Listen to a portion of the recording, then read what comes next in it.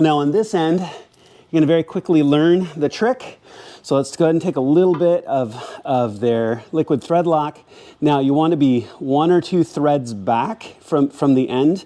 Now, really quickly, now they provide the thread lock. I don't see any reason not to use it, but let's talk about thread tape here really quickly if you decide to use it, which I've done before on quick jacks.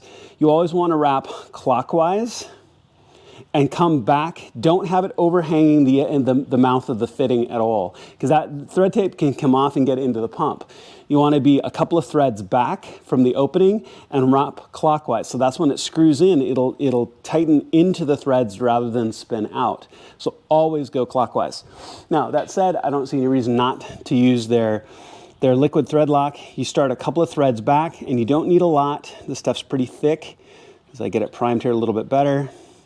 Just put a little bit on the first 4 or 5 threads, just like that, and a couple of threads back again from the opening. Now, when you thread this into place, it's only going to go so far by hand, as you can see. But what you're going to want to do is you're going to have to counter turn. So let me grab. So this is a 22 millimeter wrench.